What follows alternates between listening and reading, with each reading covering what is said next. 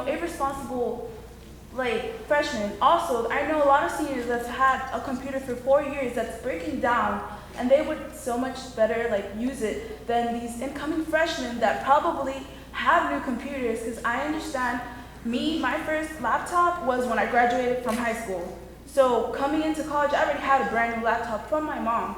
So I just don't understand why would I go to freshmen instead of seniors. Well, the conversation from the academic side of the house was there are a couple of classes, freshmen only, that would be easy to kind of retrofit and develop those courses, and we'd only be working with a small number of faculty who want to try this trial run. And so it was just easier, I'm told, it was easier to start with just freshman students, a couple of new courses in the freshman class with a handful of faculty. Now, could we do that with some senior classes? I suppose we could. It's a good question, but that's the best answer I can give because that was the answer that was given to me. And I would also say that as a pilot, you want a group you can sort of get your arms around. And the first year students, we know exactly how many they are. They're more similar actually than seniors who are all doing very different things. Some of you are studying abroad, some of you are doing internships. And so, as a pilot, we just had to have a smaller group. And so the freshmen seemed a more predictable group that you could sort of understand what their needs would be like.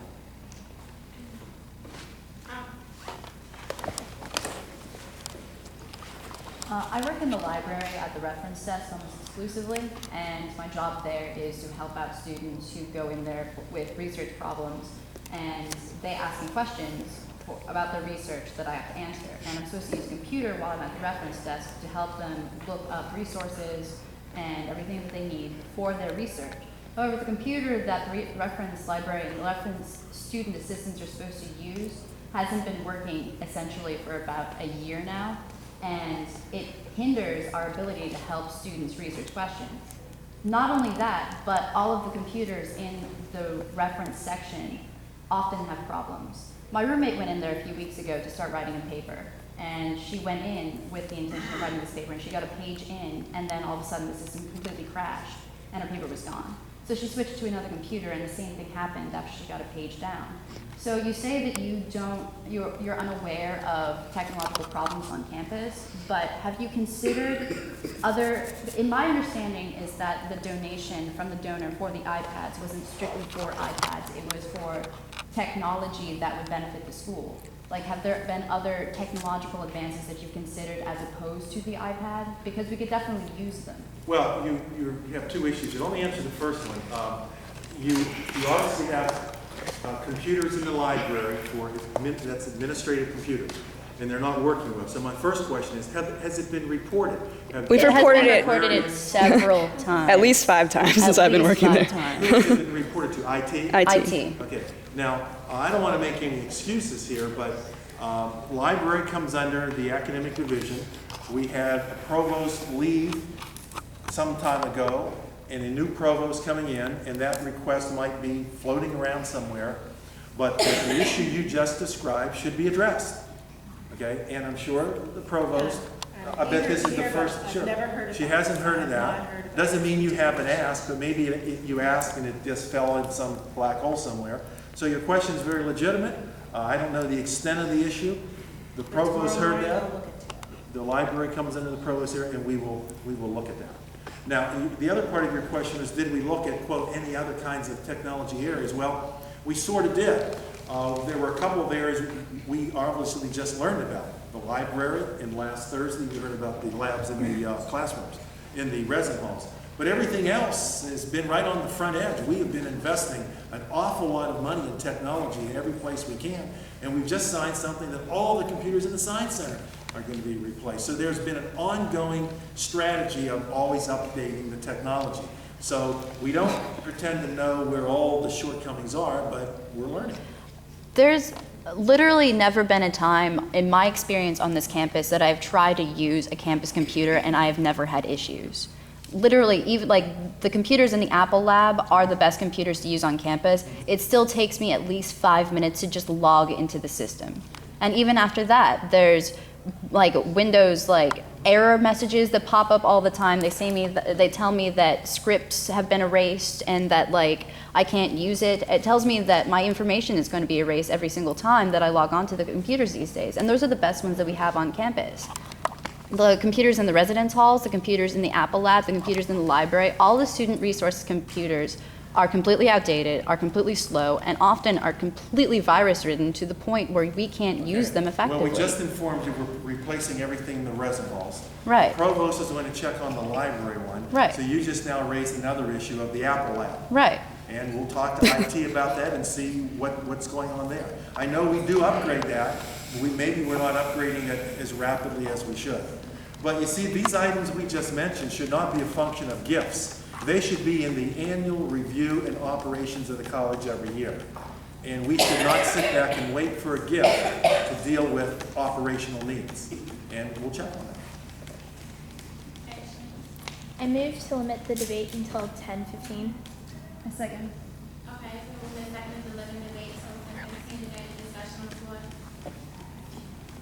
Since there's no further discussion. We can't. Say again? People are saying, so people can speak up.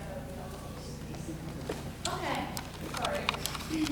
It's been moved and seconded that we limit debate to 15 minutes. 15 minutes more, 10:15 p.m. So if there's any discussion on the floor. Yes. I have a question for you. Wait. Yeah. This is just voting on having this discussion go 15 more minutes. And then that's it. So if you have another question, you can ask him in the time left. So right now, we're just voting on limiting the debate to 10:15. Well, so if we vote no, what happens then? Does it end then? Then they'll just Then we continue. can just continue as long as. Until however long we're here. Okay. Is there any more discussion on the floor? If there's no further discussion, we'll move to a vote. All those in favor?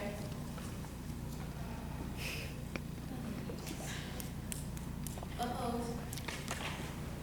What? Abstained?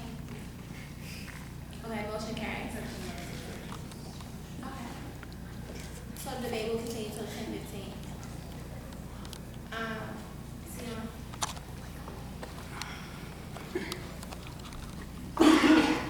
I'm going to move us away from technology for a bit and ask something about residence life. This year, the incoming class number was pretty high, and we also had to make room for them and build extra rooms in the basement of Myron. If Hood plans on continuing with higher number of incoming freshmen, how do you plan to accommodate the numbers?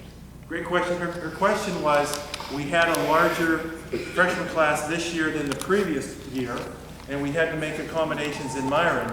And the question was, if we keep growing our enrollment, how are we going to handle residential students? And that's an easy question. I'm not sure I want to say. And the answer to that is we are not going to continue to grow our enrollment.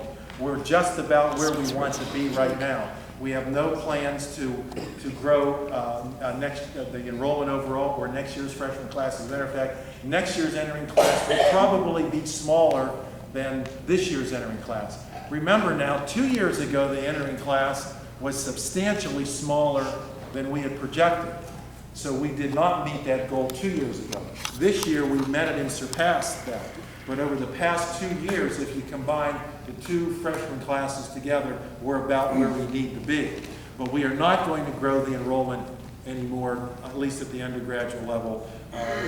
That's not in the plan. The plan actually is to stay about where we are or perhaps a little smaller. The only enrollment growth that we might have in the next 5 years, frankly, is we may have a little more growth in the graduate school, and we may have a little more growth if we continue to develop courses online, and there's more technology investment, okay? So we will probably offer some more courses at the graduate level online, and we can have some enrollment growth there. But other than that, we're going to stay just about where we are now if we can. And that will be a challenge. That will be a challenge. We just cannot snap our fingers every year and say this is going to be the exact size of the entering class. We never know. Every year is a different year. But that's a great question. Thank you.